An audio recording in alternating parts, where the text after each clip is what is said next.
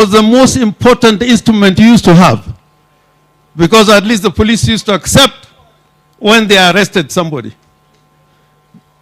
And if they found they could not justify why you have been arrested, then you are served with a detention order. I put it firmly that to help Kenya be a better place, we must live by the Constitution and by the rule of law. In that space, we have no alternative. No alternative. When African countries became independent, they say we have little time for democracy. Our problem is disease. Our problem is poverty. Our problem is illiteracy. So we don't need political parties. We don't need human rights. We don't need a Bill of Rights. Look at what they did in those 2 decades of African leaders. This constitution in Kenya, if you read it, is the greatest constitutional document that you can ever find in the world. Because when we were at Lancaster, when Kinamboya, Jaramogi were at Lancaster, there was an American jurist who had advised the delegation that the American Constitution is very difficult for an African country to deal with.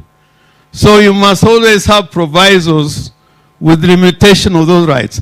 So when you went to court, it was very difficult, because they would tell you, you have the freedom of speech, but it's limited on matters of security, it's limited on matters of health. But this time we made a constitution that makes Kenya a country where the centrality of human rights is fundamental, more than anything else. More than anything else. So, for this, we should not make apologies. We should not make apologies for standing for the Constitution, for standing with the law. And I agree, we must form coalitions. We must be in a broad-based government. But our people who are in that government, when there are abductions, you must say, please, please, please. Just like the bishop was saying, the bishop was almost crying. Rama is crying. Kenya is crying. Kenya is crying. That we must stop abductions. We must stop extrajudicial killing so that we can build a truly democratic republic. The word republic has a meaning which we can talk about another day. So on my part, I want my conscience to be clear. I want my conscience to be clear that when there were abductions, at least in a public place, I said no to abductions. And I'm saying this because Rosalind, this December, not 3 years ago, not 4 years ago, this December, she was telling the Republic of Kenya, the government Republic of Kenya, stop abductions, stop extrajudicial killing. And when she did that, they took away the money for the commission.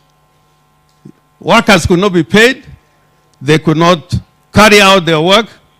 And that is very normal in government. When there's too much sycophancy, people lose sight of the fundamentals.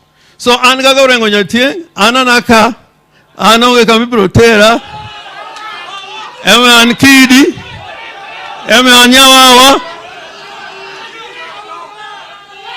So, having said all that, we appreciate when we work together with the national government. We appreciate. And there are things we are gaining when we work together with the national government. There are things they have done in Siaya.